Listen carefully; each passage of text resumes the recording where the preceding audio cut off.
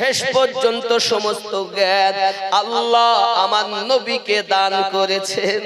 নবী আমার জানিয়েছেন কারা জাহান্নামী হবে আমি নবী বলে দিতে পারি, কারা জান্নাতি হবে আমি নবী বলতে পারি, তার বাপের নাম বলতে পারি, তার দাদুর নাম বলতে পারি, পরদাদুর নাম বলতে পারি।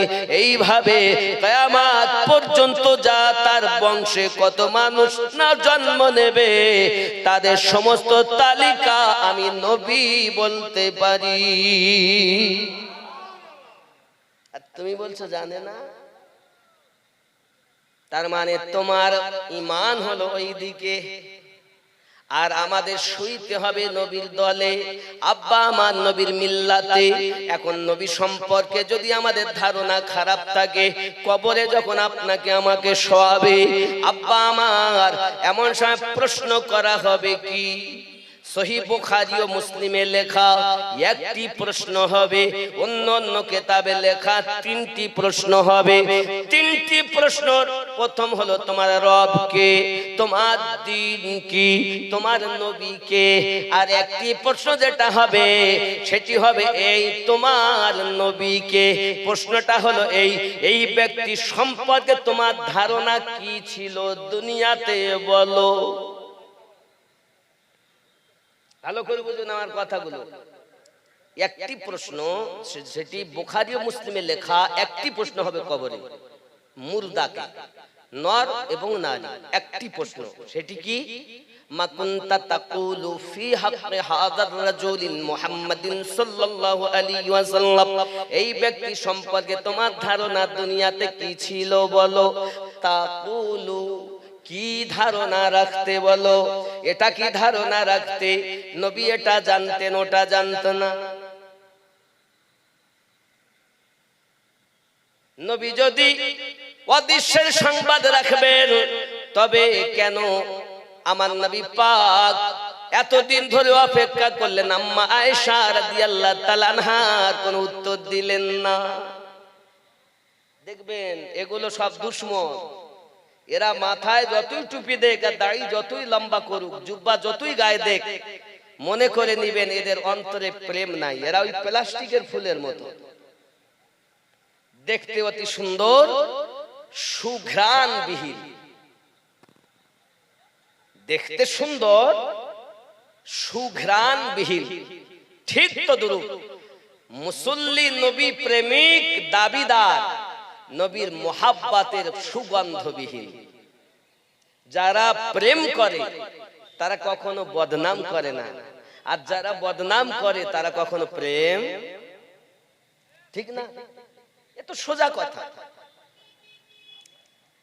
নবী পাকের এত সম্মান সে খুঁজে পায় না। ওরা খুঁজে কি পায়? বলতে নবী পাকের 23 বছরের জীবন আমি মানি আর মানি না, মানে নবুয়াত এলান করেছেন 40 বছরে, ওখান থেকে মানি। আচ্ছা বাবা, তাহলে আপনারা বলুন, নবী পাক সাল্লাল্লাহু আলাইহি ওয়াসাল্লামের নবুয়াত এলানের পর জীবন, তার আগের জীবনে 25 বছরে আমার নবী আম্মা খাদিজার সঙ্গে বিবাহ করেছেন না করেন? আম্মা জায়নাব জন্ম নিয়েছেন, উম্মে রুকায়া জন্ম নিয়েছেন, উম্মে কুলসুম জন্ম নিয়েছেন, মা ফাতেমা জন্ম নিয়েছেন। তাই তো 40 বছরের আগে। তাহলে তো আপনি এদের কাউকে মানেন না, কারণ আপনি যখন সেই জীবনই মানেন না, তাই এনাদের কাউকে মানেন না। আর এনাদের কাউকে যখন আপনি মানেন না, তাহলে তো আপনি সঠিক ইসলাম পাবেন না। যদি বলেন কেন, তার কারণ হলো এটা, দেখুন আমাদের নবী হলেন শেষ নবী, আবার আমাদের নবী প্রথম নবী, নাকি? ফার্স্ট এবং লাস্ট যিনি আমাদের নবী তিনি, ঠিক না ভুল? ঠিক। এখন নবী দো জাহান সাল্লাল্লাহু আলাইহি ওয়াসাল্লাম পৃথিবীর সরজমিনে 40 বছর পর্যন্ত খামোশ ছিলেন। 40 বছর বয়সে অনেকে বলছেন নবী আমার 40 বছর বয়সে নবী হয়েছেন। জোরে কোন নাউজুবিল্লাহ। নবী কি 40 বছরে নবী? আমরা আহলুস সুন্নাহ ওয়াল জামাতের মানুষ, আমাদের আকীদা দুনিয়া যখন সৃষ্টি হয়নি আমাদের নবী তখন থেকেই আল্লাহর নিকটে নবী ছিলেন। এর দলিল আছে। নবী হওয়ার জন্য দেহ লাগে না। যদি বলেন হুজুর আপনার প্রমাণ, তো কোরআন শরীফ সূরা আল ইমরান আয়াত নাম্বার 81, বিসমিল্লাহির রহমানির রহিম, ওয়াইদ আখাযাল্লাহু মিসাকান নাবিয়্যিন। স্মরণ করো ওই দিনের কথা যেদিন আল্লাহ পাক প্রত্যেক নবীদের কাছ থেকে স্বীকৃতি নিলেন। তার মানে রুহানি জগতে আল্লাহ নবী বলছেন, আল্লাহর কথায় নবী হওয়ার জন্য দেহ লাগে না, রুহানি হালাতেই তারা নবী ছিলেন নাকি? আর এ বলছে 40 বছরের নবী, তার মানে ওই পোকা লেগেছে ব্রেনে নাকি বলেন? এর জন্য এদের থেকে দূরে থাকতে হবে। আব্বা আমার, এখন আসুন আগিয়ে প্যারা নবী সাল্লাল্লাহু আলাইহি ওয়াসাল্লাম এই জগতের বুকে তিনি 12 রবিউল আব্বাল আগমন করেছেন। আম্মা আমেনা বলেন, জবান মোবারকায় আওয়াজ, আল্লাহ আমার উম্মতকে আপনি maaf করে দিন, আল্লাহ আপনি আমার উম্মতকে maaf করে দিন। আমি আপনাদের বুঝাতে চাই বাবা, যে নবীর দুশমনী আপনি করতেছেন, ওই নবী দুনিয়ায় মিলাদ পাকের পরে আমাদের জন্য কান্না করতেছেন। 63টা বছর নবী আমাদের জন্য কেঁদেছেন। কখনো গারে হিরায় কেঁদেছেন, কখনো গারে সুরে কেঁদেছেন, কখনো গাছতলায় কেঁদেছেন, কখনো মরুভূমি ময়দানে কেঁদেছেন। আল্লাহ পাকের দরবারে একটি মাত্র দোয়া, আল্লাহ আমার উম্মতকে maaf করে দিন। তার মানে নবী আমার দুনিয়ায় মিলাদ পাকের পরে জন্ম নেওয়ার পরে উম্মত গুনাহগার, এই জ্ঞান আমার নবীর ভিতরে আল্লাহ দিয়েছে। তুমি বলো জানে না, আর আমরা সুন্নিরা বলি নবী পাকের কাছে কোনো জিনিস অজানা বলে থাকে না, ছিলও না। জানে না দল প্লাস্টিক, জানে দল অরিজিনাল। বেলফুল হতে পারে, চামেলি হতে পারে, রজনীগন্ধা হতে পারে, গাঁদা ফুল হতে পারে, গোলাপ ফুল হতে পারে। যে ফুল হবে তার জন্মগত সুঘ্রাণ হবে। তো যে ব্যক্তি নবী আশিক হবে তার প্রেম অনুযায়ী তার ভিতরে নবীর মোহাব্বতে খুশবু পাওয়া যাবে। আর যে ব্যক্তি দেখতে সুন্দর হবে, নবী পাকের প্রেমে সুঘ্রাণ নাই, বদনাম করে বেড়াবে, নামাজ থাকবে, রোজা থাকবে, দাড়ি থাকবে, হাব্বা জুব্বা থাকবে, তবে রাসূলে পাকের শানে তারা গুস্তাখি করে বেড়াবে। বুঝে নিতে হবে গুস্তাখ ওয়ালা প্রেম থেকে খালি। কি থেকে খালি? প্রেম থেকে খালি। কারণ আপনারা সবাই বুদ্ধিমান মানুষ, বুদ্ধিজীবী মানুষ, জানেন যেখানে প্রেম সেখানে বদনাম নেই, আর যেখানে বদনাম সেখানে প্রেম। ঠিক না ভুল? আব্বা আমার সোনা মানিক শুধু এতটুকুই নয়, আম্মা আমেনা রাদিয়াল্লাহু তাআলা আনহা বলেন, আমার সন্তান দুনিয়ায় আগমন করার পর 1000 বছর ধরে একটা আগুন নিভত না মক্কার জমিনে। ওই আগুনটা নিভে গেল যেই আমার রক্তে জিগার জন্ম নিল। রক্তে জিগার জন্ম নেওয়ার সাথে সাথে আগুন নিভে গেল। এতটুকুই না, আমি আম্মা আমেনা রাদিয়াল্লাহু তাআলা আনহা আমার বেটার জন্ম নেওয়ার নূরের ঝলকে, নূরের জ্যোতিতে শাম তথা সিরিয়ার এলাকা আমি আমেনা স্পষ্ট দেখতে পেয়েছি।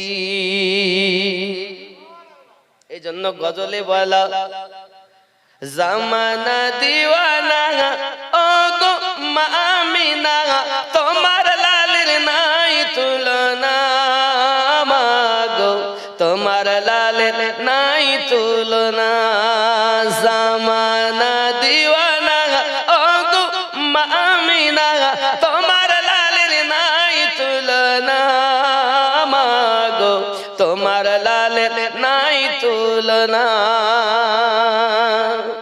মোদের নবীর জন্ম হলো যেদিন মক্কায়, শুকনো গাছে ফুল ফুটিল মরু সাহারায়।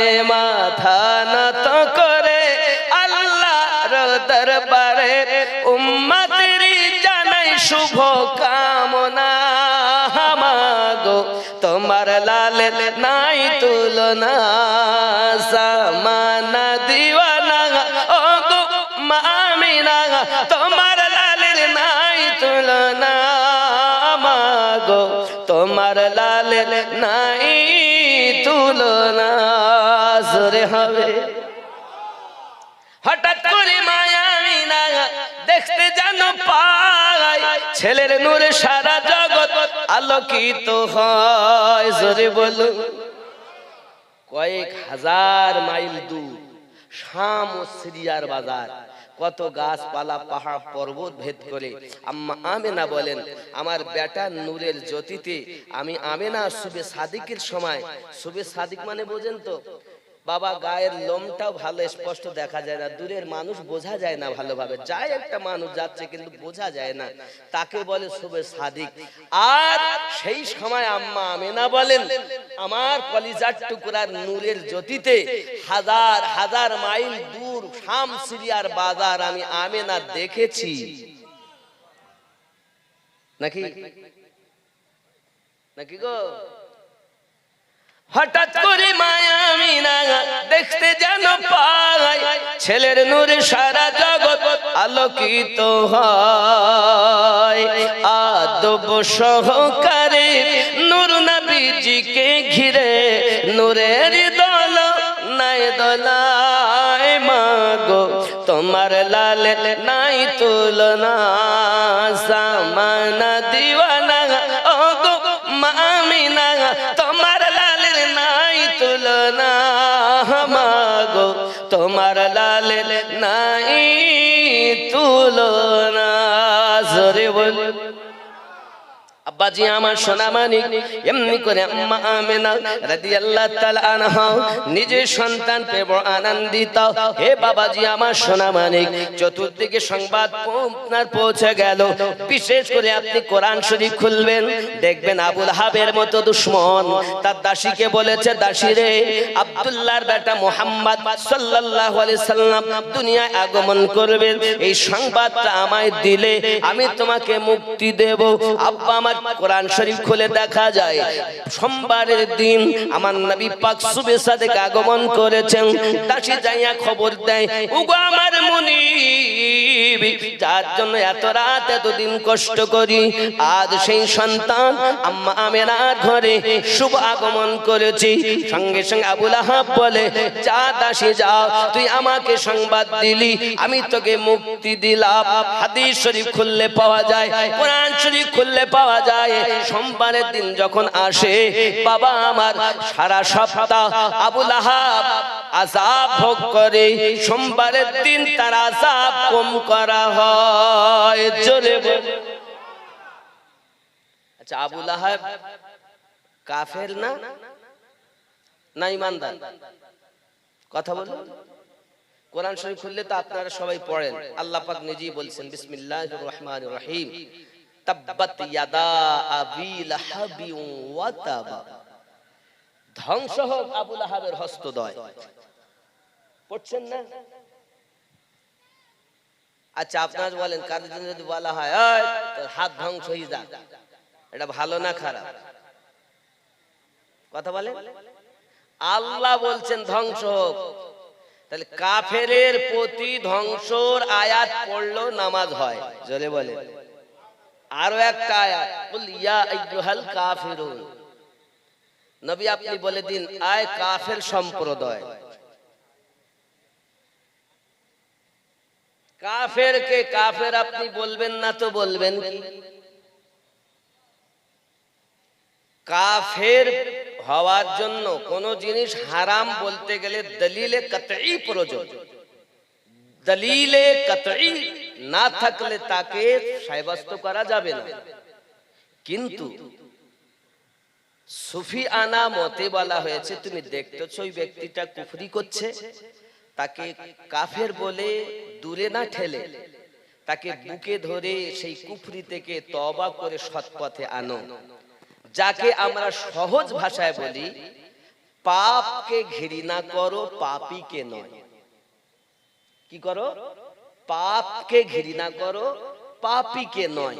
পাপ ঘৃণা করে পাপীকে বুকে টেনে তুমি সৎ পথের প্রতীক বানাতে পারো যদি, তাহলে তুমি একজন আল্লাহর নবীর উম্মত হওয়ার দাবি করতে পারো।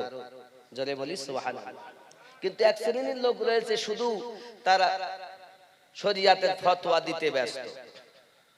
দেখুন, ফতোয়া আলাগ, তাকওয়া আলাগ। তাকওয়া বিহীন ইলমের কোনো দাম নাই। তাকওয়া আর ফতোয়া কাকে বলে সংক্ষিপ্ত ভাবে বুঝাই। ইমামে আজম মদিনাতুল মুনাওয়ারায় 3 দিন থাকতেন, আর শরিয়াতের হুকুম হলো মদিনায় থাকতে হবে 8 দিন, এবং তাকবীরে উলার সঙ্গে 5 ওয়াক্ত নামাজ পড়তে হবে। তাকবীরে উলা কাকে বলে? ইমাম সাহেব যেই করবে আল্লাহু আকবার, এটা কি বলা হয়? তাকবীরে উলা। ইমাম সাহেবের সঙ্গে সঙ্গে নিয়ত বাঁধতে হবে, এটাকে বলা হয় তাকবীরে উলা। এই সম্মা এইভাবে 40 ওয়াক্তের নামাজ আপনাকে আমাকে পড়তে হবে যারা হজে যাবে।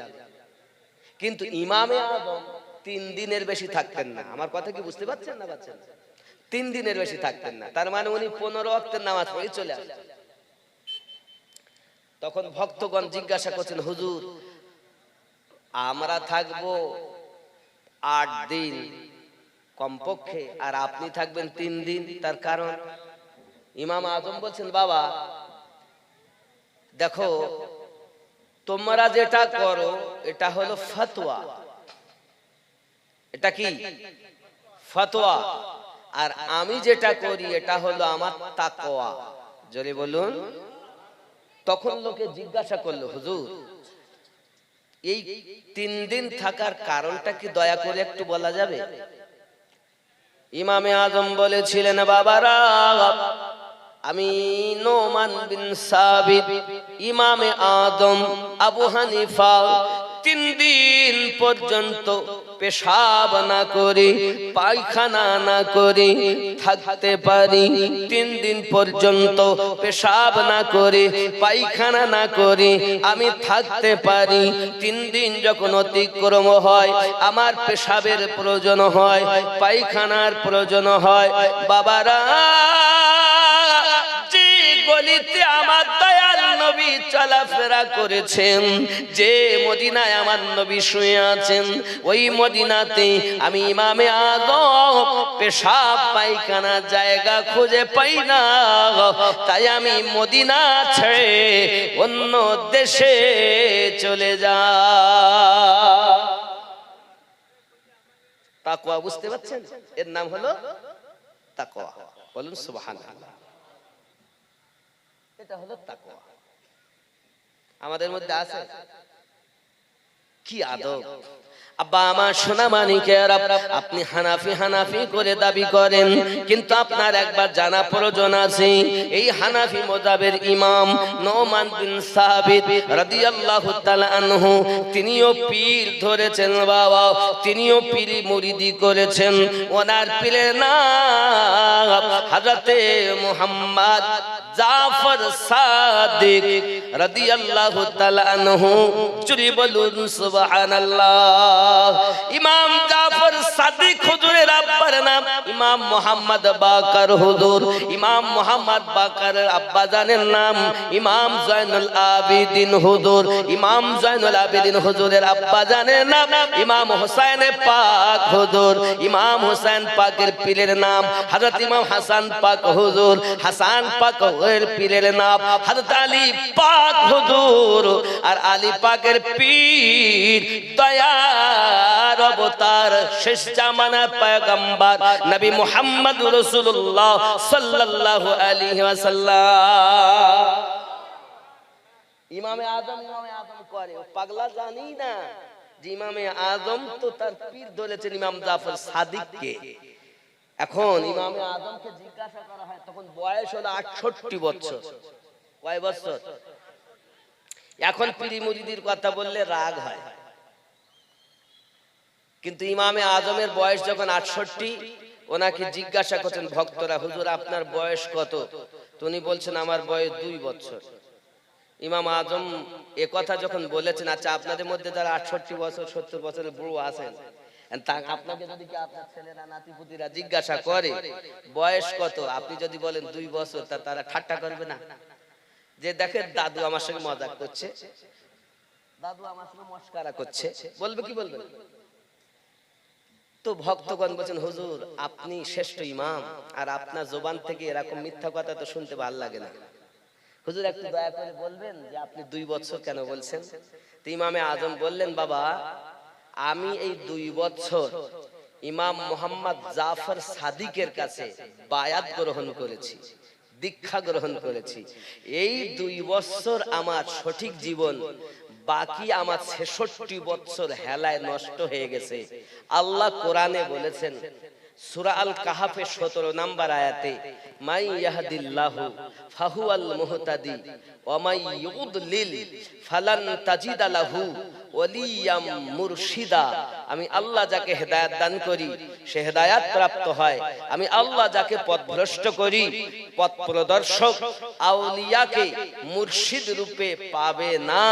তাহলে কোরআনের এই আয়াত অনুযায়ী আমরা বুঝতে পারলাম মুর্শিদ যারা পেয়েছে আল্লাহ তাদের হেদায়েত কবুল করেছে, যারা মুর্শিদ পায়নি আল্লাহ তাদের হেদায়েত দেননি।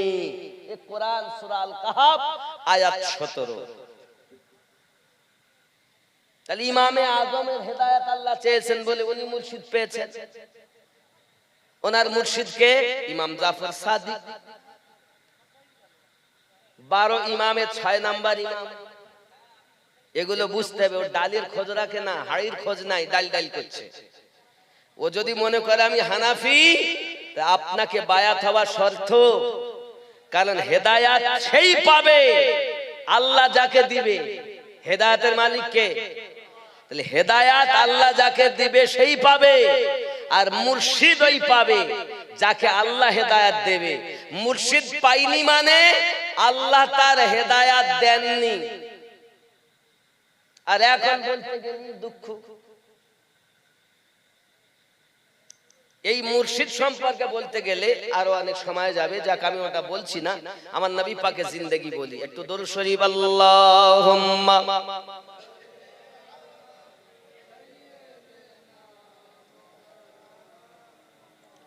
ওয়া আলা আলি সাইয়্যিদিনা। আব্বাজি আমার সোনামানিকের, এইদিকে তায়েবা নগরী আম্মা হালিমাতুস সাদিয়া রাদিয়াল্লাহু তাআলা আনহা অভাব অনাটনের ভিতরে সংসার চালায়। কয়েকদিন খাওয়া হয়, কখনো হয় কখনো হয় না, বেশিরভাগ ক্ষুধার্ত হালাতে থাকেন তিনি। হঠাৎ একদিন স্বপ্ন দেখতেছেন উনি যেন পাহাড়ি এলাকায় ভ্রমণ করতে চলে গেছেন। বাবা আমার ঘুরতেছেন, নানান ধরনের জিনিস দেখে উনি ঘুরতেছেন। হঠাৎ দেখেন পাহাড় থেকে ঝর্ণা নেমে আসে। আম্মা হালিমাতুস সাদিয়া রাদিয়াল্লাহু তাআলা আনহা ওই ঝর্ণার পানি পান করবেন বলে তিনি হাতে করে তুলেছেন। এমন সময় পিছন দিক থেকে যেন একটা হাত এসে ধাক্কা দিয়ে পানিটাকে ফেলে দিয়েছে। আম্মা হালিমা বলেন, আমি যখন পানি ফেলে দেওয়া দেখলাম, আমি জিজ্ঞাসা করলাম, কে গো আপনি, আমাকে পানি পান করতে দিলেন না? আমি পিপাসিত, নিজের পিপাসা মিটাবো বলে পানি পান করতে লেগেছি। হঠাৎ একটা আওয়াজ আসছে, হালিমা মক্কা নগরী আব্দুল্লাহর ঘরে মা আমেনা জিগার পাড়া কলকি আওতার হয়ে শেষ জামানার পয়গম্বর হয়ে দুনিয়ায় একজন আল্লাহর হাবিব আগমন করেছে। ওগো হালিমা, ওই সন্তানটাকে যদি আপনি লালিত পালিত করার জন্য বাড়িতে নিয়ে আসতে পারেন, হালিমা আপনার আর অভাব থাকবে না, অর্থের অভাব থাকবে না, খাবার কষ্টে আর রাত দিন বিতাতে হবে না। ওগো হালিমা, ওই বাচ্চাটাকে একবার লালন পালন করার জন্য আপনি চলে যান। আমি পানি ফেলে দিয়েছি তার কারণ, আজ যদি পানি পান করে নিতেন ওই সন্তানকে লালন পালন করতে আপনি আর পেতেন না। পানি ফেলে দিয়েছি মানে ওই সন্তানকে আপনার ভাগ্যে লেখা, চলে যান, ওই সন্তানকে লালন পালন করার জন্য নিয়ে আসুন। অর্থ খুঁজতে হবে না, অর্থ খুঁজে নেবে তোমাকে। আয় হালিমা, তবে জেনে রাখো এই স্বপ্নটা যেন কাউকে বলবে না, এমনকি তোমার স্বামীকেও বলবে না। হযরত আম্মা হালিমা তো সাদিয়া রাদিয়াল্লাহু তাআলা আনহা আপনার কিনা রাতের বেলাতে বাড়ি শুয়ে আছেন, ভোরে ভোরে উঠেছেন, ঘর সাফাই করতে আরম্ভ করেছেন। হারেস ওনার স্বামীর নাম, জিজ্ঞাসা করছেন, বিবি 6 মাস থেকে তোমার গায়ে জ্বর ভালো হয় না, তোমার কি জ্বর ভালো হয়ে গেল? তুমি এত ভোরে ভোরে আজ কেন উঠেছো? হালিমা ডাক দিয়ে বলছেন, স্বামী আমার অভাব অনটনের সংসার, আপনার কাছে আমার একটি আরজি। কি বলতে চাও বিবি? আমার মনে হয় মক্কা নগরে যদি আমরা যাই, কোনো বাচ্চা লালন পালন করার জন্য আনবো, আর বিনিময়ে অনেক টাকা পয়সা পাবো, আমাদের অভাব দূর হয়ে যাবে। আপনার মর্জি কি বলুন, আপনার রায় কি বলুন? স্বামী হারেস বলছেন, বিবি কথাটি অতি সত্য, কিন্তু মক্কা নগরে যাওয়ার মতো সওয়ারি তো আমাদের ঘরে মওজুদ নাই। আমার একটি মাত্র উটনি, সেও তো দুর্বল, কেমন করে যাব? স্ত্রী বলে, স্বামী আমার মনে হয় যাওয়ার সময় 2 জন তাকে ধরে ধরে হেঁটে হেঁটে নিয়ে যাব, আসার সময় বাচ্চার সাথে করে উটনির পিঠে চেপে আসবো, এক তরফে উটনির কষ্ট হবে, মনে হয় ভালো হবে। স্বামী বলে, তাহলে রেডি হও, গোছগাছ করো, চলে যাব। আব্বা আমার কিতাব বর্ণনা করে, হালিমার একটা বেটা আছে, তার নাম হলো মাসরুদ। অপার বর্ণনা এসেছে তার সন্তানের নাম হলো আব্দুল্লাহ। দুধ পান করে। তখন কতদিন দুধ পান করতে হবে এটা বিধান তো হয়নি এখন, নবী পাক তো কেবল দুনিয়ায়। অনেক বড় বাচ্চা দুধ পান করত।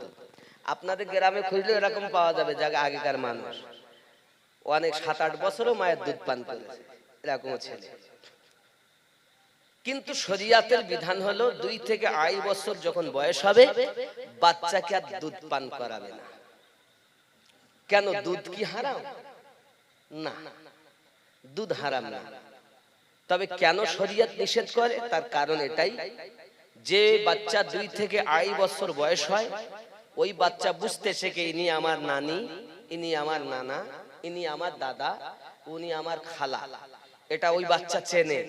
শরিয়ত বলে ওই যে বাচ্চাটার এতটুকু জ্ঞান হয়েছে যে ওটা দাদা, ওটা নানি, ওটা নানা, এই বাচ্চাকে মা তুমি তোমার স্তন দুটি যেন দেখিও না, এটি শরিয়ত হারাম বলেছে।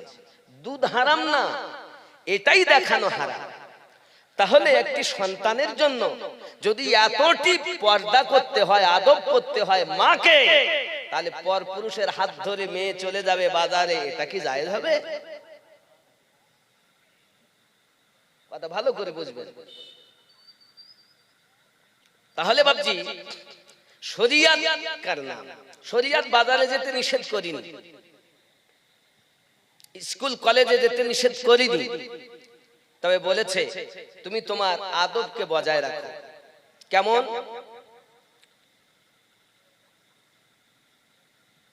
শরিয়ত হুকুম দেয় তোমার 3টি অঙ্গ, মুখ, হাতের পাতা, পায়ের পাতা খোলা রাখা যায়, বাকি অঙ্গ প্রত্যঙ্গ দেখা হারাম, দেখানো হারাম। একটি নারী আর একটি নারীর চতুর্থ অঙ্গ প্রত্যঙ্গ দেখা হারাম, দেখানো হারাম। নারী যদি নারীর জন্য হারাম হয়, তাহলে পুরুষের জন্য কি জায়েজ হবে?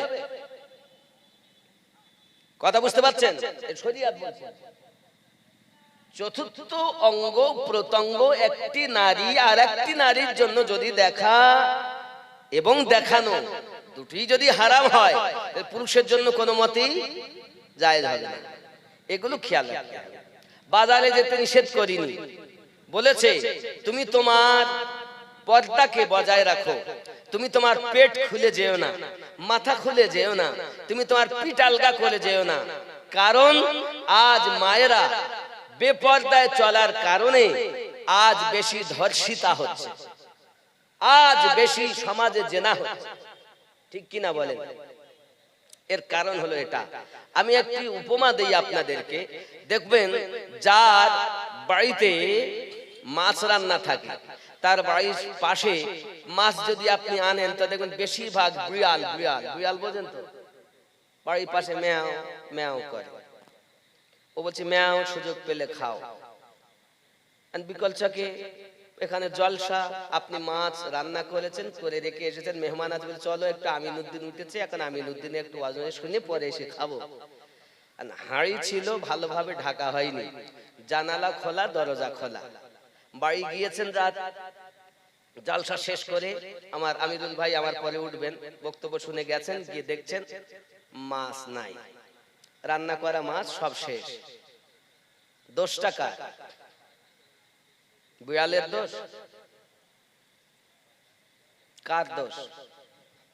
মা আমার, আপনি যদি আপনার হাড়ির সরপোষটা ভালো করে লাগাতেন, দরজা যদি লাগিয়ে দিতেন, জানালা যদি টাইট করে লাগিয়ে আসতেন, বিড়াল ম্যাও ম্যাও করে ঘরের চারিপাশ ঘুরে চলে যেত, মাছ খেতে পারতো না। হে জননী, তুমি যদি তোমার শরিয়াতের পর্দাটা বজায় রাখতে, পিঠ যদি খোলা না রাখতে, মাথা যদি খোলা না রাখতে, সিনা যদি টাটা সমর মতো বডি নিয়ে ঘোরাফেরা না করতে, তোমার পর্দা গোপাল জর্দা হয়ে যেত না, তোমার সতীত্ব নষ্ট হতো না। সতীত্ব নষ্ট হওয়ার পিছনে ওই মহিলা দায়ী, আর তার থেকে বড় দায়ী তার মা আর বাপ। আর বুঝতে পারেননি? এগুলো খেয়াল রাখতে। বাজারে যান, মার্কেটে যান, স্কুলে যান, কলেজে যান, সব জায়গায় চাকরি করুন, সব জায়গায় যেতে শরিয়াত বলেছে, তবে শরিয়াতের বিধানকে মাথায় নিয়ে যান। জোরে বলি সুবহানাল্লাহ, আরো জোরে বলি সুবহানাল্লাহ। এগুলো মাথায় রাখতে। যাক, আমি ঘটনার দিকে এগিয়ে যাই। রাগ হচ্ছে আমার কথা শুনে? আর একটু বলবো। আব্বা আমার সোনা মানিকের আম্মা হালিমাতুস সাদিয়া রাদিয়াল্লাহু তাআলা আনহা স্বামীর সঙ্গে চলে আসছেন মক্কা নগরী। আব্বা আমার তখন নাম ছিল বাক্কা। আমার নবী পাকের কদমের বিনিময় হয়েছে মক্কাতুল মুকাররমা। জোরে বল। এই বাক্কা দেশে হালিমা স্বামী হারেসকে নিয়ে এই বাক্কা দেশে আসতে আসতে বাবা সোনা মানিক আমার ঠিক মক্কা নগরে আব্দুল মুত্তালিবের বাড়ির সম্মুখে আপনার পৌঁছাবে। এই সময় ওই উটনিটা আপনার শুয়ে পড়েছে। এখানে আরো ঘটনা আছে, বলে আমি বলিনি। আমার নবীর আগমনের পরে হযরত আব্দুল মুত্তালিবের কি হলো, কয়েকদিন উনি দেখতে পাননি, এগুলো অনেক ঘটনা। আমি ওই দিক বলতে গেলে এই ঘটনা আমার আগানো হবে না, এর জন্য আমি ছেড়ে আসছি। বন্ধু আমার হযরত হালিমাতুস সাদিয়া রাদিয়াল্লাহু তাআলা আনহা তিনি দেখছেন যে উটনি যখন আপনার শুয়ে পড়লো, হারেস বলে আমার বিবি তুমি যাও, আমি উটনিকে পাহারা দেই। পাশে তাবু খাটিয়ে নিয়েছে। হযরত আম্মা হালিমাতুস সাদিয়া আম্মা আমার টুকটুক করে রওনা দিয়েছেন। এখন জিজ্ঞাসায় পৌঁছিয়েছেন। যখন পৌঁছানোর পরে দেখেন খাজা আব্দুল মুত্তালিব আমার নবী পাকের দাদাজি তিনি বাইরে আপনার কিনা বসে আছেন। জিজ্ঞাসা করছেন বাবুজি এটি কি খাজা আব্দুল মুত্তালিবের বাসা, কাবার মুতাওয়াল্লির বাসা? জি হ্যাঁ। কি দরকার? বাবুজি আমি তায়েবা নগর থেকে এসেছি, আমার মনে বড় আশা, যদি এই ঘরে একটি বাচ্চা জন্ম নিয়েছে শুনেছি, ওই বাচ্চাটা যদি আমাকে লালন পালন করার জন্য দেওয়া হতো তাহলে আমি বড় ধন্য হতাম, আমি বাচ্চাকে লালন পালন করতাম। হযরত খাজা আব্দুল মুত্তালিব ওই আম্মা হালিমাতুস সাদিয়ার দিকে তাকিয়ে দেখে মাজা সোজা করে দাঁড়াতে পারে না, গায়ের চামড়া ঢিলা, রোগগ্রস্ত মানুষ, অসুস্থ মানুষ, কেমন করে তার দাদু ভাইকে দেবে? মনের ভিতরে ঠিক করে নিয়েছেন এই দুর্বল মানুষকে আমার দাদু ভাইকে লালন পালন করতে দেওয়া যাবে না, কারণ সঠিকভাবে তার তত্ত্বাবধান হবে না। আমার বেটা আব্দুল্লাহ দুনিয়ায় নাই, আজ যদি এরকম একজন মেয়ের কাছে দেই তাহলে হয়তো আমার বেটাও মনে হয়তো এমন হবে না, এমন থাকলে আমার বেটাও দিত না, আমিও দাদু হয়ে দিতে পারবো না। দিবেন না বলি চিন্তা ভাবনা করে কিছুই না বলে চুপ করে বসিয়ে আছে। বারবার কাকুতি মিনতি করেন বাবুজি দয়া করুন, মায়া করুন আমার উপরে, আমি ওয়াদা দিলাম আমার জীবনের থেকে আপনার দাদু ভাইকে বেশি ভালোবাসবো। বাবুজি শুধু আমি আমার জীবনের থেকে বেশি ভালোবাসবো না, আমার নিজের সন্তানের থেকেও আমি আপনার দাদু ভাইকে ভালোবাসবো। আয় বাবুজি ফিরাবেন না, আমি এক সপ্তাহের পথ আমার যেতে আবার লাগবে, আমার 4 দিন লাগবে। এসেছি আমি আবার যাব, আমি এত পথ মোটা আমার 1 সপ্তাহ সফর। বাবুজি আসতে লেগে গেছে 3 দিন অতিক্রম হয়ে 4 দিন পড়েছে। বাবু আমার মেহেরবানি করুন, একবার আমাকে বাচ্চাটার দিন লালন পালন করি এজাজত দিন না। যখন হালিমা সঙ্গে সঙ্গে খাজা আব্দুল মুত্তালিব আপনার এজাজত দিলেন, ঠিক আছে সন্তানের থেকে বেশি প্রেম করতে হবে, নিজের জীবনের বিনিময়ে আমার দাদু ভাইকে ভালোবাসতে হবে। বলো তুমি ওয়াদা দাও। কথা দিলেন আব্দুল মুত্তালিবকে, ভিতরে যাওয়ার অর্ডার দিয়েছেন। যখন ভিতরে গেছেন সবে মাত্র আম্মা আমিনা আমার দয়ার রাসূল কি আপনার কিনা খাইয়ে দেয়, দোলনাতে আপনার কিনা শুইয়ে দিয়েছেন, শোয়ানো আছে কাপড় দিয়ে ঢাকা। আম্মা হালিমাতু সাদিয়া রাদিয়াল্লাহু তাআলা আনহা তিনি ভিতরে ঢুকেছেন। বোন আমেনা আমি তয়বা নগর থেকে এসেছি ওই মুহাম্মদকে লালন পালন করার জন্য। কই গো সেই মুস্তাফা, আমি অনেক সুসংবাদ শুনেছি, অনেকের কাছে অনেক খবর শুনেছি, একবার আমাকে দেখাও না আমি দেখি। আম্মা আমার দয়ার রাসূলকে কাপড় দিয়ে ঢেকিয়েছিলেন, কাপড়টা যখন সরিয়েছেন আম্মা হালিমাতু সাদিয়া রাদিয়াল্লাহু তাআলা আনহা আমার দয়ার রাসূলকে দেখার সাথে সাথে লাফ দিয়ে উঠে গেছেন আর বলছেন, বোন আমেনা এত সুন্দর সন্তান আমি হালিমার চোখ জীবনে দেখিনি।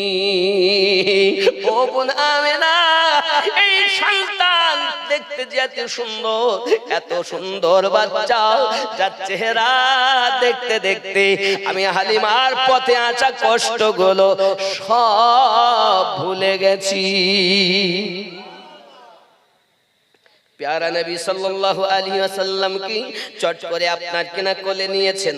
আম্মা আমিনা রাদিয়াল্লাহু তাআলা আনহা বলেন, বোন হালিমা গো তুমি আমার বেটাকে লালন পালন করবে ঠিকই, তবে শোনো আমার বেটা কিন্তু অন্য বেটাদের মতো না। আমার বেটা যখন দুনিয়ায় আমার গর্ভে এসেছে, একজন নয় দুইজন নয়, ইমাম জালালউদ্দিন আসিউতি হুজুর বর্ণনা করেন 70,000-এর মতো নবী আম্মা আমিনাকে মুবারকবাদ দিয়ে গিয়েছে। ও বোন হালিমা জিন্দেগীর শুধু একটি ঘটনা আমি তোমাকে শোনাই হালিমা, জেনে রাখো। একদিনের ঘটনা, আমি ঘর থেকে অনেক বার্তানগুলো নিয়ে বাইরে ধৌত করব বলে বার হয়েছি। এমন সময় আমার শ্বশুর আব্বা আব্দুল মুত্তালিব বলেন, বৌমা আমার আব্দুল্লাহ তো দুনিয়ায় বেঁচে নাই মা। ও আমেনা তুমি কি তোরা বার্তান নিয়েছো? পানি তো লাগবে, দোলে তো পানি নাই। আব্বা আপনার চিন্তা করতে হবে না, আমি আমেনা কুয়া থেকে পানি নিয়ে বালতান ধৌত করব। বোন হালিমা আমি বালতান গুলো রেখে ডোলটাকে নিয়ে কুয়ার দিকে এগিয়ে যাই। এমন সময় দেখি দুইজন মহিলা এগিয়ে আসতেছে। তারা আপনার কিনা বলতেছে, আমেনা কোথায় যাবে বোন? পানি নিতে যাচ্ছি। আমরা তো ফিরে আসছি, দেখো ডোলে পানি নাই, কুয়াতে পানি আছে তবে অতি নিচে পড়ে আছে। বালতি যখন দিব তখন বালি উঠবে, ময়লা উঠবে, পানি ব্যবহার করা যাবে না। ও বোন আমেনা ফিরে চলুন, ফিরে চলুন, পানি কুয়াতে নাই। আম্মা আমেনা বলে, এসেছি যখন ফিরবো না। ও হালিমা আমি তো কুয়ার নিকটে গেলাম, আর যাইয়া দেখি কুয়ার কানায় কানায় পানি। আমি ডলে করে পানি নিয়ে ফিরে আসতেছি। তারা দুইজন দেখে, তারা দুইজন দেখার পর আমাকে ডাক দেয়, আমেনা আমরা গেলাম পানি পেলাম না, আর তুমি যাইয়া পানি পেলে কেমন করে? তা তো বলতে পারবো না, আমি পানি নিয়েছি, দেখো পানি আমার ডোলে। তারা দেখে আশ্চর্যান্বিত হলো। ওগো আমেনা আমরা গেলাম পানি নাই, আপনি গেলেন পানি, বুঝে তো আসে না। দাঁড়াও দেখি আমরা যাইয়া দেখে আসি। তারা আবার যায়, দেখে কুয়াতে পানি নাই। ওগো আমেনা দাঁড়িয়ে যান, কুল দাঁড়িয়ে যান, আমাদের বুঝে আসে না, কিসে কি হয় কিছুই বুঝি না বোন। ও আমরা অনুরোধ করি আমরা, বালতি এখানে থাক, আপনি একটু আমাদের সঙ্গে চলুন। আমরা গিয়ে তো পানি পেলাম না, আর আপনি পানি নিয়ে আসছেন। যে আমার দয়ার নবীর আম্মা জান কি, তারা দুইজন সাথে করে নি কুয়ার নিকটে যায়, দেখে কুয়ার কানায় কানায় পানি। ও বোন আমেনা, তারা দুইজন আমাকে পিছিয়ে আনে, কুয়ার পানি নিচে নেমে যায়, আবার কুয়ার কিনারায় নিয়ে যায়, কুয়ার পানি উপরে উঠে যায়। আমার আল্লাহ পাক আল্লাহ তাআলা বলে দেয়, এ কুয়ার পানি রে, আমার রাহমাতুল লিল আলামিনের মা পানি নিতে এসেছে, খবরদার যেন কষ্ট না হয়, এই জন্য কুয়ার পানি কানায় কানায় করে দেয়। আমি বোঝাতে চাই বাবা, জগতের মানুষ তোমরা নবী চিনলে না, আমার নবীকে বাবা আমার কুয়ার পানি পর্যন্ত তাদব দেখিয়েছে। এই জন্য তো বলি নবী ছাড়া নাই সাহারা, জানো দুনিয়া ওয়া, একটু বলা যাবে না, জানো দুনিয়া ওয়ালা নবী ওয়ালা, নবী ছাড়া নাই সাহারা, জানো দুনিয়া ওয়া, মোহাব্বত জানো দুনিয়া ওয়ালা, নবী মোদের নয়ন মনি, নবী গলার মা। সবাই একসঙ্গে বলেন না, আওয়াজটা ঢেউ হবে, ভালো লাগবে, মোহাব্বত হবে। নবী মোদের নয়ন মনি, নবী গলার মা,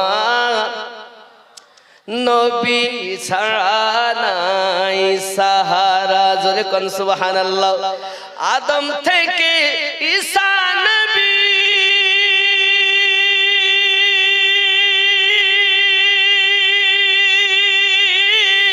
ওরে নাফসি নাফসি করবেন সবই, উম্মতি উম্মতি বলে কাঁদবেন উম্মত ওয়ালা, নবী ছাড়া নাই সাহারা, জানো দুনিয়া ওয়ালা, নবী মোদের নয়ন মনি, নবী গলার। আল্লাহ কবুল করুন, জোরে বলি আমিন। মাশাআল্লাহ, খুব সুন্দর হচ্ছে। নবী ছাড়া নাই সাহারা, জানো দুনিয়া ওয়া, নবী চরিত্র খুলুক আযীম বলছেন আল্লাহ তাআলা, সেই নবীজি গোলাম হলে, সেই নবীজি গোলাম হলে থাকবে না কোনো জালা, নবী ছাড়া নাই সাহারা, জানো দুনিয়া ওয়া।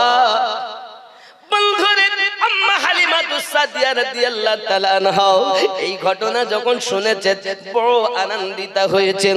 ও বোন আমিনা, আমি কথা দিচ্ছি সন্তানকে আমার জানের থেকে বেশি মোহাব্বত করব, আমার সন্তানের থেকে বেশি ভালোবাসবো, কোন রকম কষ্ট হতে দেব না।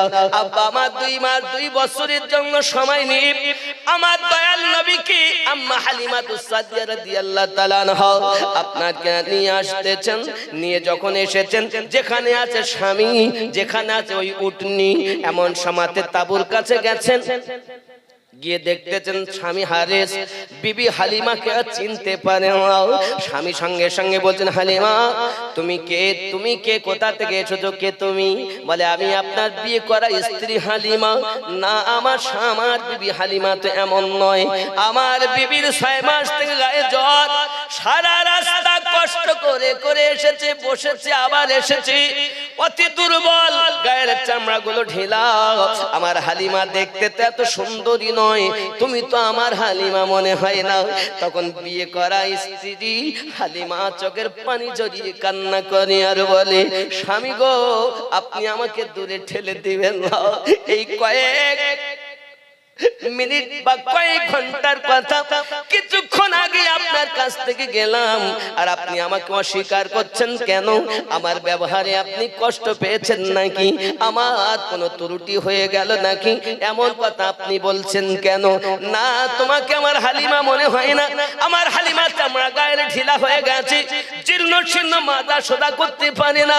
হালিমা কাঁদে আর বলে, স্বামী গো, এই রহমতি বাচ্চা, এই যে নুরুন আলা নূর পয়গম্বর, এই যে ছোট্ট বাচ্চাটাকে আমার কোলে দেখতেছেন, এই বাচ্চাটাকে আমি যখন কোলে নিয়েছি, স্বামী গো, আমার গায়ের একটা শিহরণ শুরু হয়ে গেছে, আর আমার ঢিলা চামড়া গুলো এই বাচ্চার বরকতে টাইট হয়ে গেছে। স্বামী শুধু এতটুকু না, আপনার হালিমা 6 মাস থেকে জ্বরে ভোগে। এই জ্বর কোন ডাক্তার কবিরাজে ভালো করতে পারে না, কেউ ভালো করতে পারে না। ওই বাচ্চাকে যখন আমি কোলে নিয়েছি, ওই বাচ্চার কোলে নেওয়ার সঙ্গে সঙ্গে আপনার হালিমার 6 মাসের জ্বর ভালো হয়ে গেছে। ওগো আমার স্বামী, আপনি আমাকে দূরে ঠেলবেন না, আপনি আমাকে দূরে সরাবেন না, আমি আপনার কাছে সাহারা চাই। কারণ স্বামী যদি বিবিকে অস্বীকার করে, এর মতো যন্ত্রণা জগতে নাই। আপনি আমাকে ফিরাবেন না। যাহা কিছু আমার পরিবর্তন দেখতেছেন, এই পরিবর্তনটুকু এই বাচ্চার ওসিলাতে। আল্লাহুম্মা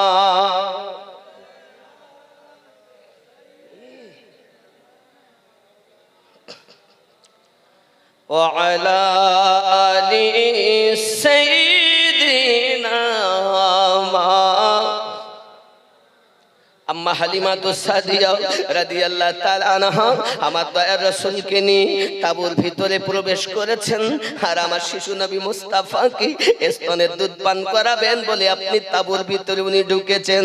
আমার দয়াল নবীজিকে যে স্তনে লাগিয়েছেন, আমার দয়ার রাসূল ডান স্তনটি টানতে আরম্ভ করে দিয়েছেন। আব্বাজি আমার সোনামানিকেরা, বেশ আম্মা জান আমার ঘুরি আমার রাসূলের পাকে বাম স্তনে গিয়েছেন। প্যারা রাসূল আমার সঙ্গে সঙ্গে মুখটাকে আর ফাঁক করছেন না, আর মুখ লাগাচ্ছেন না, গাল বন্ধ করে রেখেছেন। আম্মা জান আবার ডান দিকে নিয়েছেন, নবী আমার টানতে আরম্ভ করেছেন। বাম দিকে নিয়েছেন, নবী মুখ খুলছেন না, মুখ বন্ধ করে রেখেছেন। শিশু নবী জানাতে চাচ্ছেন না, দুধ মা হালিমা, আল্লাহ পাক আমাকে রাহমাতাল লিল আলামিন করে জগতে পাঠিয়েছে। ও জননী, আমি মা, জেনে রাখুন, ভাইয়ের হক ভাগি দেওয়ার জন্য দুনিয়ায় আসেনি, আমি ভাইয়ের হক বুঝিয়ে দেওয়ার জন্য এসেছি। ওগো বিকল চকের বাবাজি, মায়েরা, খালারা, ভাইয়েরা, খেয়াল করুন, এখনো নবুয়ত এলান হয়নি, এখনো কোরআন নাজিল হয়নি। আমার আপনার নবী আম্মা জানের কোল থেকে কোরআনের বিধান জারি করে দিয়েছেন, কোরআনের বিধান চালু করে দিয়েছেন। জগতের মানুষকে বুঝাতে চাচ্ছেন, এই জগৎবাসী, আল্লাহ পাক আমাকে এত ক্ষমতা দিয়েছে, আমি আল্লাহর হাবিব ভাইয়ের হক বুঝিয়ে দেওয়ার জন্য এসেছি। হ্যাঁ, শিশু মুস্তাফা মায়ের কোল থেকে কোরআনের আইন চালু রেখেছে। হায় হায়, আব্বাজি আমার সোনামানি হালিমাতুস সাদিয়া রাদিয়াল্লাহু তাআলা আনহা এবং আপনার কিনা স্বামী হারেস দুইজন যাচ্ছে। এমন সময়তে বলা কোয়া করতেন, বাড়ি যাব আর গাছ কাটবো। মানে একটা খেজুর গাছ আছে বাড়ির সামনে, সেই গাছে খেজুর মোটে পাকে না, ধরে আর শুকিয়ে শুকিয়ে ঝরে পড়ে। অনেক গাছ আছে এরকম দেখবেন, খেজুর পাকে না, ধরে শুকিয়ে পড়ে যায়। তো হারেস বলছি, বিবি বাড়ি যাব, আগে ওই গাছটারে কাটবো। তাহলে ঠিক আছে, আগে বাড়ি তো চলে, বাড়ি গিয়ে কাটবেন। যাই হোক, যাচ্ছেন। তো প্রতিমধ্যে আরো যারা আগে বাচ্চা নেওয়ার জন্য মক্কা নগরে এসেছিলেন, তাদেরকে পিছনে ফেলে আম্মা আগিয়ে যাচ্ছেন। তারা বলছেন, হালিমা আপনি কি উটনি পাল্টিয়ে দিয়েছেন? তো উনি বলছেন যে না, আমি উটনি পাল্টাইনি, বরঞ্চ যাহা কিছু দেখছেন সব এই বাচ্চার বরকতে। বলুন সুবহানাল্লাহ। তা আমার দয়ার নবী তো সম্মুখে নিয়ে, আগে আমার নবী কোল মোবারকা হালিমা, তারপরে স্বামী হারেস। কথা বুঝতেছেন? তো নবী পাকের নুরানি চেহারা একটুখানি দেখে যেতে বিজলি চমকানোর মতো হয়ে গেছে। তো বলছেন সবাই, বলা কগাই বাচ্চা দেখে তো মন ভরলো না, বাড়ি যাব পরে, আগে যাব হালিমার ঘরে। কেন? বাচ্চাটাকে দেখবে একটু নয়ন ভরে। সুবহানাল্লাহ। হালিমা তো সাদিয়া রাদিয়াল্লাহু তাআলা না বাড়ি যাচ্ছেন, এখন দূর থেকে হারেস দেখতেছেন খেজুর গাছ তলায় কিছু বাচ্চা খেলা করছে। আপনি যদি হজে বা উমরাতে যান, দেখুন মক্কা নগরে গিয়ে আপনি বলবেন আমি একটু তয়বা নগরে যাব, তা আপনাকে নিয়ে যাবে না, বলবে গাড়ি যায় না, মানে এক্সট্রা ভাড়া দিতে হবে। তো আমি গিয়েছিলাম আলাদা এক্সট্রা ভাবে গাড়ি রিজার্ভ করে। কথা বুঝতে পেরেছেন? তো যাই হোক, গিয়ে দেখে এসেছি যে জায়গায় আম্মা হালিমাতুস সাদিয়া রাদিয়াল্লাহু তাআলা বাসা ছিল। আপনি গিয়ে দেখবেন আর কিছু কয়টা পাথর সাজানো আছে, কয়েকটা জায়নামাজের পার্টি, আর কিছু লোহার শিক ওখানে পোতা আছে দেখা যায়।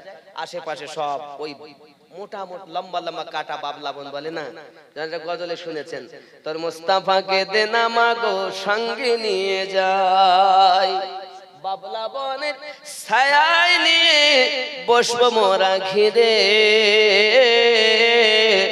খুরমা পাতার তাজ বানিয়ে পরিয়ে দিব শিরে, খেতে দিব খেজুর মাটি খুদা যদি পায়,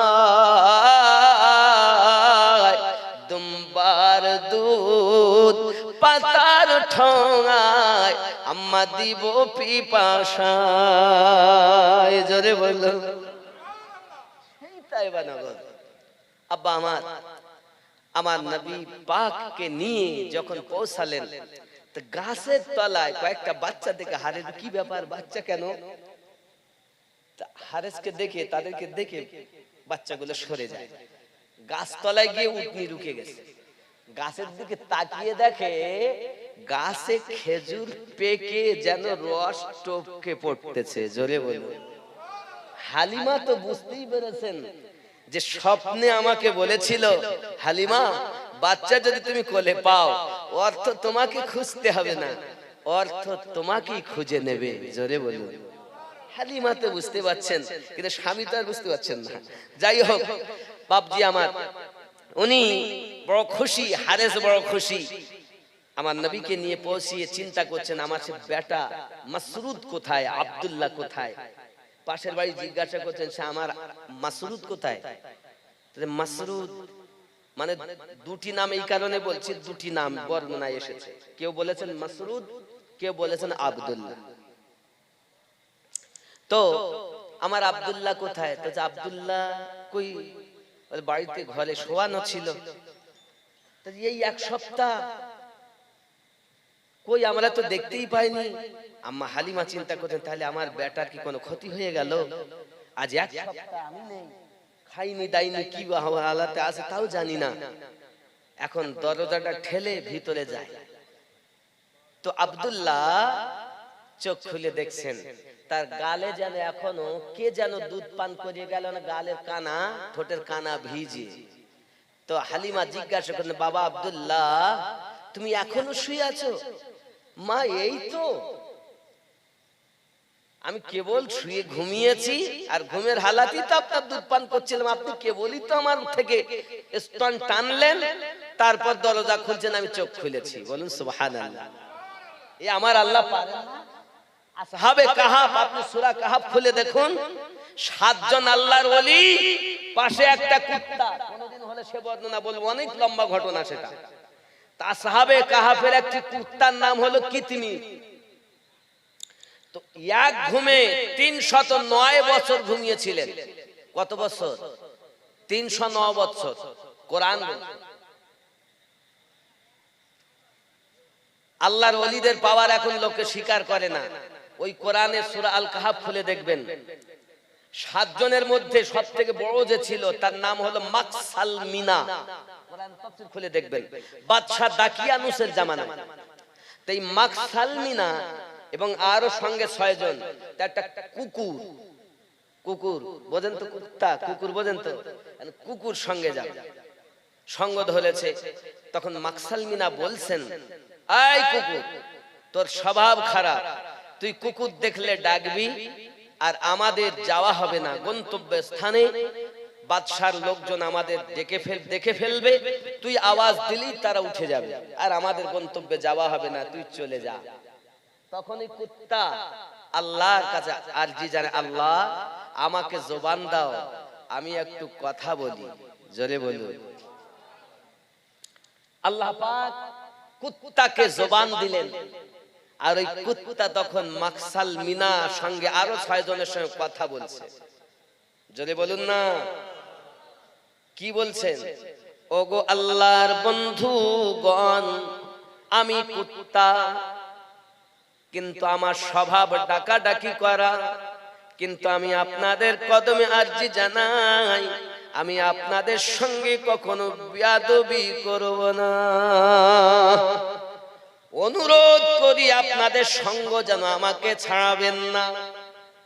বোঝা গেল কুত্তা আল্লাহর ওলি চিনেছে, আর মোল্লা নামাজ পড়ে আল্লাহর ওলি চেনে না। আমরা কোরআন থেকে এটাই বিশ্বাস পেয়ে যাই, দলিল পেয়ে যাই, আল্লাহ যাদের হেদায়েত দেয় তারা ওলি পেয়ে যায়। আপনি সূরা আল কাহাফ খুলে দেখবেন, ওই কুত্তার জীবনে নামাজ ছিল না, রোজা ছিল না, হজ ছিল না, যাকাত ছিল না, শুধু একটাই ছিল, আল্লাহর ওলির সঙ্গ দেওয়া। তো আল্লাহ পাক যুগে যুগে ওই আসহাবে কাহাফের 7 জন আল্লাহর ওলি সহ কুত্তা, যার নাম কিতমির, কি নাম? কিতমির। তো আল্লাহ পাক যুগে যুগে তাদেরকে পরিবর্তন করেন, পাশ ফিরিয়ে দেন, সাথে কুত্তাকেও পাশ ফিরিয়ে দেন। কুত্তার আশা ছিল ওই যে কুয়া গুহার মধ্যে ওনারা আশ্রয় নিয়েছেন, ওই দিকে হাতটা এমন করে টেনে দিয়ে ফেলে দিয়ে বসে আছে এইভাবে। কুত্তা চায় ওলির ওসিলায় আল্লাহর কাছে, আর মোল্লা বলে আল্লাহর ওলির কাছে চাওয়া যাবে না। তাহলে কুত্তা ভালো, সেই যুগে আসহাবে কাহাফের কুত্তা আল্লাহর ওলি চিনেছে, হতভাগা মুসলমান আল্লাহর ওলি চিনল না। এই কুত্তার বর্ণনা আপনি সূরা আল কাহাফ খুলে দেখবেন, তাফসীর সহ সুন্দর করে বর্ণনা দেওয়া আছে। আল্লাহ আমাদের সকলকে তৌফিক দান করুন, সবাই বলি আমিন। তো যাই হোক, হযরতে হালিমাতুস সাদিয়া রাদিয়াল্লাহু তাআলা না বেটার কথা শুনে আশ্চর্যান্বিত হয়ে গেলেন। এক সপ্তাহ হয়ে গেল বেটা আমার কাছে দুধ পান করছেন বলছেন, তখন আমার নবী পাকের কথা মনে পড়ে গেছে। নবী যে দুধ খাননি, পান করেননি, একটা পান করেছেন আর একটা দুধ ভাইয়ের জন্য রেখে দিয়েছেন, তার মানে আমার আল্লাহ পাক জানাতে চান, আয় হালিমা, তোমার বেটা আব্দুল্লাহকে তায়েবা নগরে রেখে গেলে কি হবে? তোমার দুধকে আমি আল্লাহ ফিল্টার করে তার গালে পৌঁছিয়ে তাকে বাঁচিয়ে রেখেছি। এ শান, ঈমান আমার নবী পাকের, আরো জোরে বলুন সুবহানাল্লাহ। আব্বাজি আমার সোনা মানিকের, আম্মা জান হালিমাতুস সাদিয়া রাদিয়াল্লাহু তাআলা আনহা দেখেন মানুষের ভিড় লেগে গেছে, বাড়িতে মানুষের ভিড় লেগে গেছে। কি ব্যাপার আপনারা কেন? হালিমা, আমাদের জান ভরিনি, আমাদের মন ভরিনি, বাচ্চাটাকে দেখে কি নূরানি সূরাত আমরা অল্প দেখেছি, একটু আমরা মন ভরে দেখতে চাই। আমার নবী পাককে নিয়ে কোলে দাঁড়িয়ে আছে আর সবাই আমার নবীর দিদার করতেছেন। প্রতিমধ্যে আশা যত কষ্ট ক্লান্তি ভাব ছিল, আমার নবীকে দেখার সাথে সাথে সব দূর হয়ে গেল। আব্বা আমার তায়েবা নগরে আনন্দ আনন্দ, মরুভূমি ময়দানে ঘাস ছিল না, ঘাস হয়ে গেল। মরুভূমি ময়দান আপনার এমন সবুজ হয়ে গেল, তায়েবা নগরের মানুষ সব নাক টানাটানি করে, এরকম করে। কি ব্যাপার, ইয়ে তো সুঘ্রাণ কোথা থেকে আসছে? সবাই চিন্তা ভাবনা করে আপনার কিনা সুঘ্রাণ ফলো করে আসছে। তো দেখতেছেন সুঘ্রাণের ফ্যাক্টরি হারেসের বাড়ি লেগে গেছে। আরো জোরে বলুন, আব্বা। তা এই সুঘ্রাণ ফলো করে একজন মা এসেছে, তার কোলে একটা বাচ্চা আছে, কয়েকদিন অসুস্থ, তো বাচ্চা ছোট বাচ্চা, ও সাথে করে এসেছে। আমার নবীকে নিয়ে হালিমা সাদিয়া রাদিয়াল্লাহু তাআলা বাড়ি দেখতেছেন, আমার নবী পাকের হাত মোবারকাটা ওই বাচ্চার মাথায় একবার পড়েছে, আর সঙ্গে সঙ্গে বাচ্চার শরীর ভালো হয়ে গেছে। আরো জোরে বলুন। এখন ওই মহিলা তয়বা নগর সব বাড়ি বাড়ি গিয়ে বলে, হাগো তোমাদের মধ্যে অসুস্থ কে আছে, রোগী কে আছে, যার ডাক্তার কবিরাজে কোনো কিছু হয় না, ডাক্তারের ডাক্তার হালিমার বাড়ি। জোরে বলে। হালিমা দেখতে সকাল বেলা মানুষের লাইন লেগে গেছে, রেশনে মাল নেওয়ার মতো লাইন, বুঝলেন, লাইন লেগে গেছে। আরে এত মানুষ কোথা থেকে, খবর কি খবর? তা কারোর দাদি, কারোর বাপ, কারোর সন্তান, কারো সব হাজির। খবর এই তো আমাদের ঘরে গিয়ে সংবাদ দিয়েছে, এখানে নাকি এমন একটি বাচ্চা আপনি এনেছেন যে বাচ্চার দেখলে ক্লান্তি দূর হয়, যে বাচ্চার স্পর্শে রোগ ভালো হয়ে যায়। হালিমা সাদিয়া রাদিয়াল্লাহু তাআলা না দেখেন, এইভাবে যদি মানুষকে দেখাতে থাকি তো আমি মুস্তাফার খেদমত করব কখন? তখন উনি বাড়ির সম্মুখে একটা গর্ত করেছেন, গর্ত চবুতরা মতো, বুঝেন না, বড় একটা করেছেন, তাতে পানি ভর্তি করেছেন, আর আমার আপনার নবী পাকের কদম মোবারককে তাকে একবার ডুবিয়ে দিয়েছেন, নবী পাককে আরাম করতে দিয়েছেন। ঠিক এইটাকে ফলো রেখে সরকারে আলা হযরত আজিমুল বরকত মুজাদ্দিদুদ দ্বীন ও মিল্লাত আহমদ দাদা খান ফাজলে বেরেলভী আলাইহি রহমত রিদওয়ান লিখতেছেন, जिसकी तलवों के धुवन है आबे हयात, जरा बोलून, जिनकी तलवों की धुवन है आबे हयात, है ओ जाने मसीहा हमारा नबी, सबसे औला ओ आला हमारा नबी, सबसे वाला ओ आला हमारा नबी। जोरे हाँ।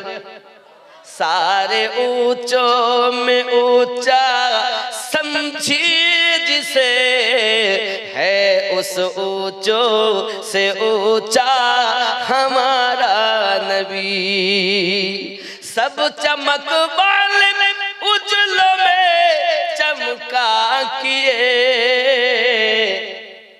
এই সব ভালো, সব সুন্দর, তো আলোতেই সুন্দর লাগে। सब चमक वाले उजलों में चमका किए, अंधे शीशों में चमका हमारा नबी, सबसे औला ओ आला हमारा नबी, अपने मौला का प्यारा हमारा नबी। जरे बोलो, कौन देता है देने को मुँह चाहिए, कौन देता है देने को मुँह चाहिए, देने वाला है सच्चा हमारा नबी। अल्लाहुम्मा मौलाना मुहम्मद व अला आली। बंधुरे আমার অনেক কথা আমার নবী পাক সাল্লাল্লাহু আলাইহি সাল্লামের খেদমত করতেছেন আম্মা হালিমাতুস সাদিয়া রাদিয়াল্লাহু তাআলা আনহা। একদা আমার নবীকে আপনার কিনা ঘরে শুইয়ে দিয়েছেন, আম্মা জান রুটি বানাচ্ছেন তাওয়াতে, আব্বা আমার হঠাৎ করে আমার নবী মুস্তাফা শোয়ানো উংলি মোবারকা নবী আমার হিলাচ্ছেন। আম্মা হালিমাতুস সাদিয়া দেখেন কি ব্যাপার, শিশু মুস্তাফা আমার শুয়ে শুয়ে এমন করে উংলি কেন হিলায়? উনি রুটি তাওয়ার উপরে রেখে আপনার বাইরে বেরিয়েছেন, দেখতেছেন আকাশের চাঁদ, পূর্ণিমা চাঁদ আমার নবী পাকের উংলি মোবারক ইশারায় নাচতেছে। হযরত আম্মা হালিমাতুস সাদিয়া রাদিয়াল্লাহু তাআলা বড় পরেশান হয়ে গেলেন, কি খবর আমি দেখতেছি আকাশে চাঁদ কেন এমন করে খেলা করে, কিছু তো বুঝে আসে না বাবা।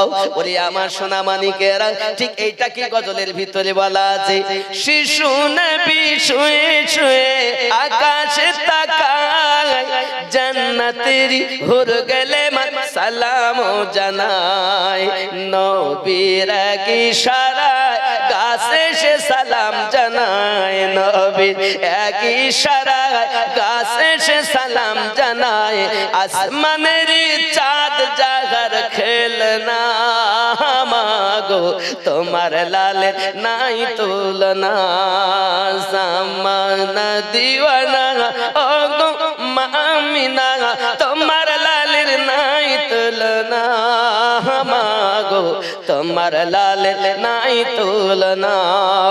মিরাজ রাতে আপন কাছে আল্লাহ ডেকেছিল, জোরে জোরে বলো, হে মিরাজ রাতে আপন কাছে আল্লাহ ডেকেছিল, ভেদের কথা বলল তারি গোপন যত ছিল, কারেন্টের সাওয়ারি বোরাক হয় তার গাড়ি, কারেন্টের সাওয়ারি বোরাক হয় তার গাড়ি, আর সে আজম জাগার হিলনা মাগো তোমার লালের নাই তুলনা, জামানা দিওয়ানা ও গো মামিনা তোমার লালের নাই তুলনা, মাগো তোমার লালের নাই তুলনা।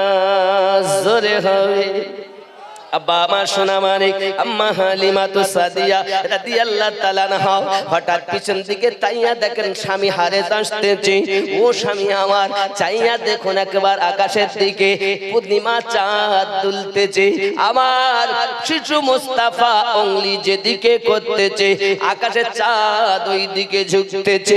হে বাবা, অনেকক্ষণ ধরে স্বামী আর স্ত্রীতে মজা নিলেন, কিছুক্ষণ পর ভিতরে যায় রুটির কথা স্মরণ এসেছে, হায় হায় তাবার উপরে রেখে এসেছি আমি রুটি, জানি না হয়তো পুড়ে এখন শেষ হয়ে গেছে। আব্বা আমার এখন আম্মা হালিমাতুস সাদিয়া রাদিয়াল্লাহু তাআলা আনহা রুটির কাছে যাইয়া দেখতেছেন, যেমন রুটি তাবার উপরে রেখেছে তেমন ভাবে রয়েছে, আগুন নিচে জ্বলতেছে, কিন্তু আগুনের আসরে ওই রুটি পড়ে না, ক্ষতি হয় না। গায়বী একটা এলাম হয়, আয় হালিমা, দুনিয়ায় যারা আল্লাহর হাবিবের খেদমতে থাকে আল্লাহ তাদের কোনো ক্ষতি হতে দেয় না। মানুষ নবী চিনলেন না বাবা, এ যুবকেরাও আমার রাসূলের পাককে যারা প্রেম করেছে, এহ জগতে লাভ পর জগতে লাভ, আকাশের চাঁদ আপনার নবী পাকের উংলি মোবারকার ইশারাতে নাচে। হযরত আব্বাস রাদিয়াল্লাহু তাআলা আনহু তিনি যখন বড় হয়েছিলেন, কলেমা পড়ার পরে রাসূলের পাককে জিজ্ঞাসা করেছিলেন, ওগো মুস্তাফা, আমি হালিমাতুস সাদিয়ার ঘরে আপনাকে আকাশের চাঁদের সঙ্গে খেলা করতে দেখেছি মুস্তাফা, একবার কি বলবেন ব্যাপারটা কি? আমার দয়ার নবী বলেছিলেন, ওগো চাচাজি, চাচাজি, দুনিয়ার জমিনে সন্তান যেমন বাপ যার ধনী হয়, সন্তানের জন্য তেমন খেলনা দুনিয়ায় হয়। হে বাবা, যদি চাষির সন্তান হয় তার জন্য তেমন খেলনা, মেম্বারের যদি হয় তার জন্য তেমন খেলনা। আমাদের মুখ্যমন্ত্রী প্রণব মুখোপাধ্যায় এখন কি মুখ্যমন্ত্রী কে হয়েছে? শুভেন্দু অধিকারী। এখন মনে করুন তার যদি বেটা হয়, তার খেলনা কত দামি হবে? আমাদের মতো 200-500 টাকা দামের হবে? দামি হবে? আমাদের মুখ্যমন্ত্রী সাহেবের সন্তান যদি হয় তার খেলনা তেমন দামি হবে। চাষির ছেলের খেলনা আলাদা, আর সরকার ও মন্ত্রী নেতা নেত্রীদের সন্তানের খেলনা হবে আলাদা, ঠিক না? হে যুবক, তুমি তো শুধুমাত্র ভারতবর্ষের সরকার, কেউ বা বাংলাদেশ সরকার, কেউ বা পাকিস্তান সরকার, কেউ বা আরব দেশের সরকার, আর আমাদের নবী তো দোনো আলমের বাদশাহ। সামান্য মুখ্যমন্ত্রীর সন্তানের যদি হাজার হাজার টাকা দামের খেলনা হয়, তাহলে যিনি দোজাহানের বাদশাহ তার খেলনা কত দামি হবে। কিন্তু আব্বা তো না, আব্বা তো, আমার কথা ভুল বুঝতেছেন আপনি? যে মনে করেন আমি ওনার রাজনীতি বক্তব্য দিচ্ছি না, বাবা রাজনীতি নয়, আমি খালি উপমাটা দিতে চাচ্ছি ওনার। যে যেমন ধনী তার সন্তানের খেলনা তেমন দামি, ঠিক না বল? উপমাটা কি? যে যেমন ধনী তার সন্তানের জন্য খেলনা তেমন দামি। চাষি মানুষ তার আর 50,000 1 লাখ টাকা দিয়ে তো খেলনা আনতে পারবে, তার জন্য 200-400 টাকা দামের খেলনা হবে নাকি? বন্ধুরে, চাচা আব্বাস রাদিয়াল্লাহু তাআলা বলেন, ইয়া রাসূলুল্লাহ, ইয়া হাবিবাল্লাহ, আমার ব্রেনে আসে না, আমি দেখেছি আপনি যখন উংলি মোবারক ডাইনে করেন আকাশের চাঁদ ডাইনে ঝুঁকে যায়, আপনি যখন বামে করেন আকাশের চন্দ্র বামে ঝুঁকে যায়। আমার তো বুঝে আসে না আকা, হুজুর একবার দয়া করে বলবেন, প্যারা নবী নূরুন আলা নূর নবী হাবিবে পাক সাল্লাল্লাহু আলাইহি ওয়াসাল্লাম তিনি বলেছিলেন, ও বাবা চাচাজি, দুনিয়ায় আগমন করার 6 মাস আগে আমার আব্বা ইন্তেকাল করেছেন, আমাকে কে খেলনা কিনে দেবে? এমন একটা পরিবারে আমি লালন পালন হতে এসেছি যারা অভাব অনটনের মানুষ। তাই আমার আল্লাহ পাক আল্লাহ তাআলা আকাশের চন্দ্রকে আমার খেলনা বানিয়ে দিয়েছে। আমি মোস্তাফা যখন ইচ্ছা করি আকাশের চন্দ্র সঙ্গে খেলা করি।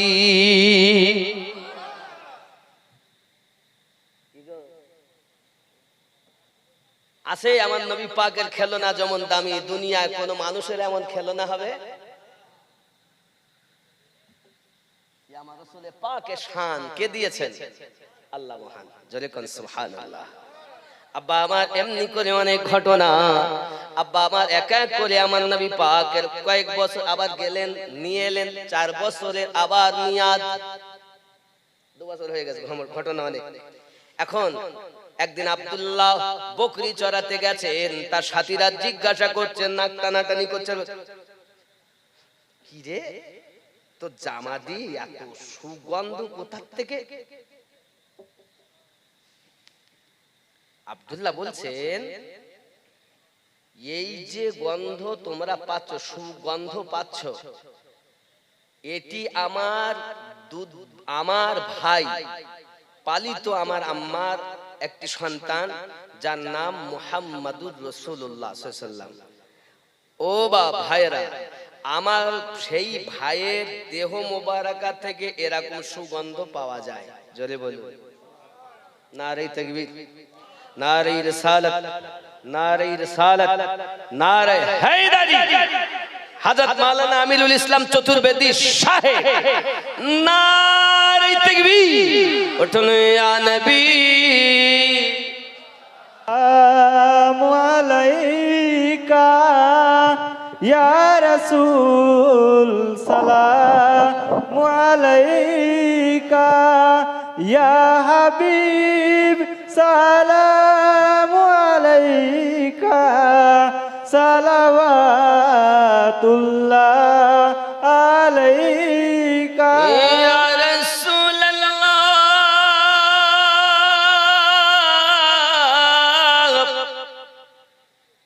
আজানে শুনি আপনার নাম, কলেমায় পড়ি আপনার নাম, নামাজে আপনাকে সালাম,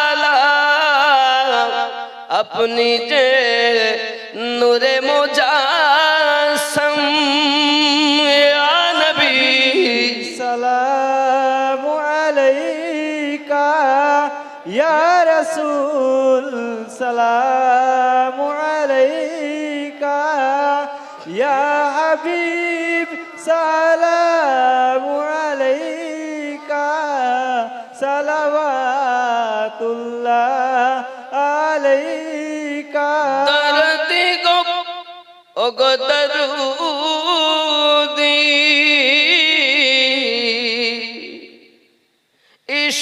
इशाराए चंद्र दुभाग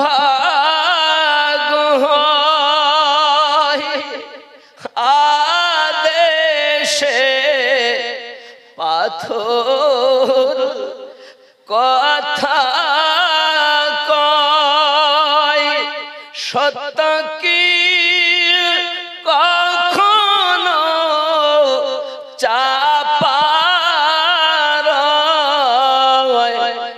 নাম তোমার বিশ্ব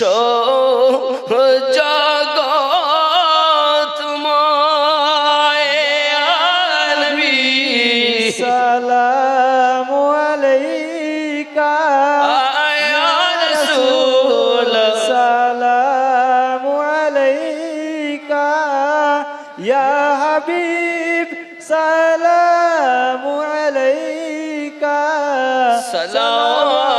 সালাওয়াতুল্লাহ আলাইকা الصلاة والسلام عليك يا رسول الله الصلاة والسلام عليك يا نبي الله الصلاة والسلام عليك يا نورا من نور الله وعلى آلك سيدي يا رسول الله بلغ العلا بكماله كشف الدجى بجماله حسنة جميع خصاله صلوا عليه وآله اللهم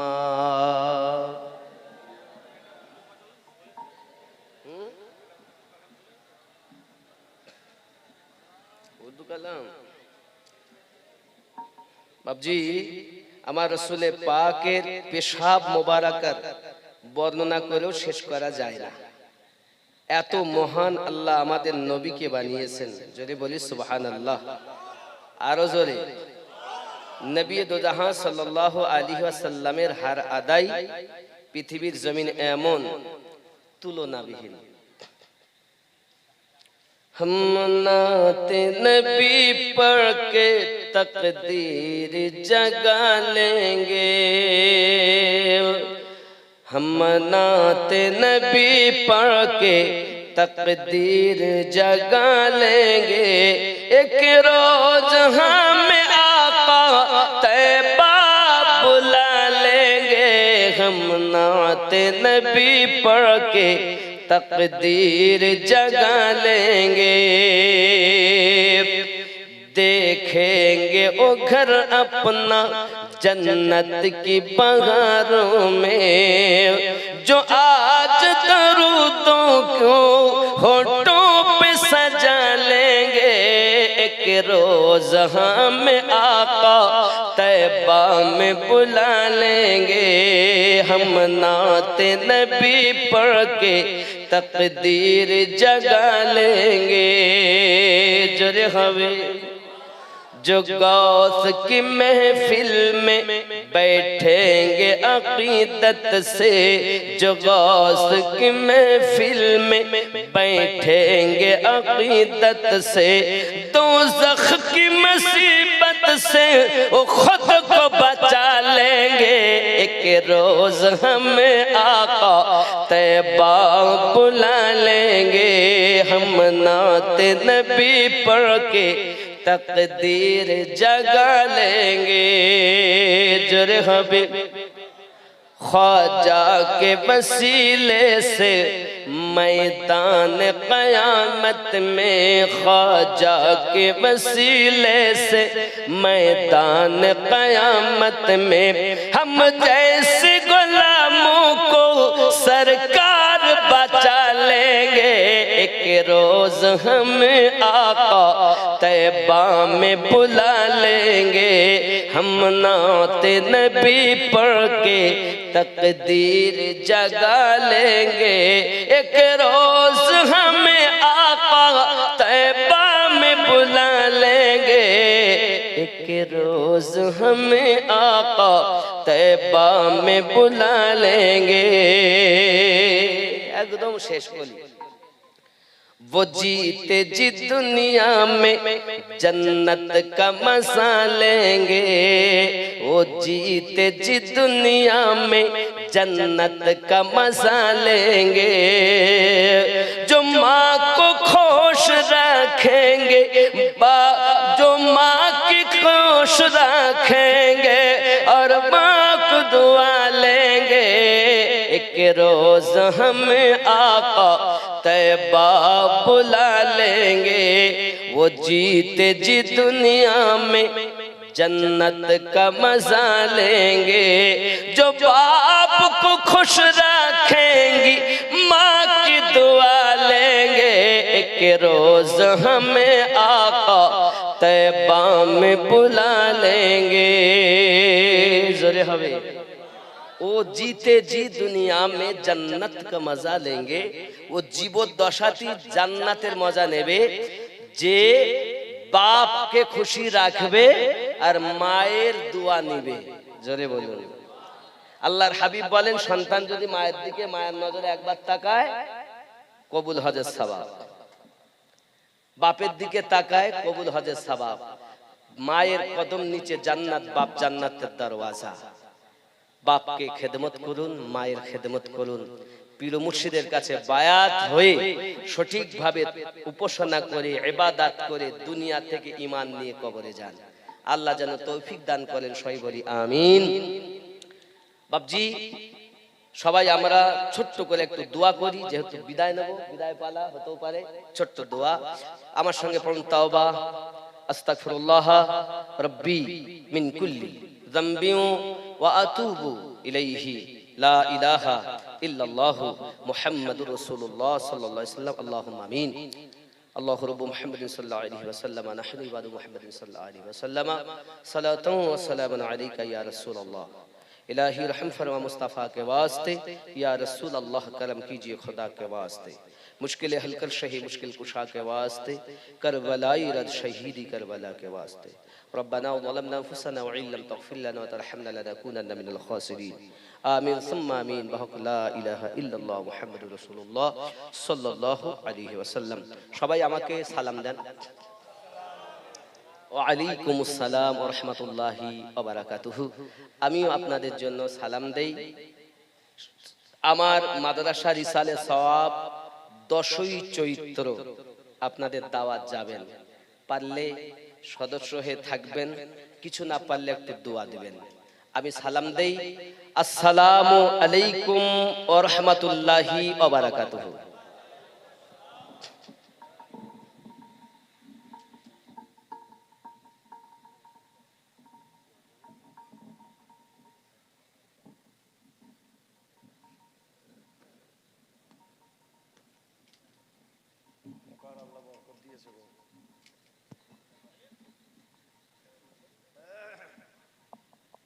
হ্যালো,